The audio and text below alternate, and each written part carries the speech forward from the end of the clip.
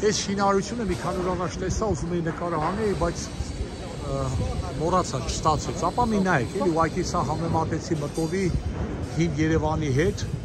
մեր ուրեմն Սպանդայրան Սվերդլով փողոցների վրա, որ ինչպես կարելի էր վերականգնել շենքերը եւ պահպանել հին Երևանի հայացքը, տեսքը։ Ապա մի նայեք, ուրեմն ֆասադային մասը շենքի թողել են, ասենց երկաթերից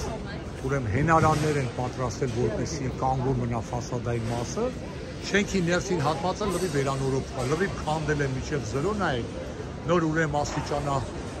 հարթակներ են կառուցում, նոր բնակարաններ կլինի ներսից, նոր շինություններ կլինի եւ կպահպանվի քաղաքի ճարտարապետական տեսքը, կպահպանվի հին քաղաքի հին գեղեցիկ շինարարության շենքերի ճարտարապետություններից մեկը։ Չեն բերում էլի տխմար տկարամիտ իշխանությունների հասարակության երկրների պես իրար գլուխ անճաշակի արեց ստացողը մի հատ նայեք, էլի շենքերա կառուցված, օրենք է գործում, բոլորը մի հասակի են, բարձր իրավունք չունի, ոչ մեկը չի բերել իր համար դե օրոված անոց կառուցի շենքի տանիքին կամ բլոտ խաղալու տեղ։ Բայց հիմնական նկարահանումը սա էր, մի հատ նայեք ոնց են վերականգնում հին շենքը։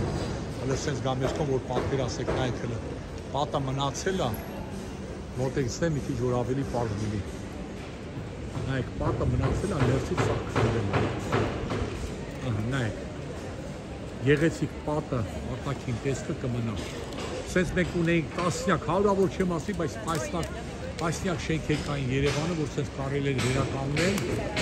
եւ մենք ունենայինք մեր քաղաքի դեմքը կոչվեց հին Երևան։ Բայց Հայաստանի ուրեմն Երևան քաղաքի վերջի 35-36 տարվա բոլոր քաղաքապետները եկան, ամեն մեկը նպատակը համարեց փող աշխատել, լավ փող աշխատել, դրեցին, ավիրեցին, թույլատվություններ տրվեցին բոլոր ուրեմն թալանած փողերով շենքեր կառուցող ընկերություններին ու քաղաքը սարքեցին մի հատ ինչ ասեմ, Գնչուի թաղամաս,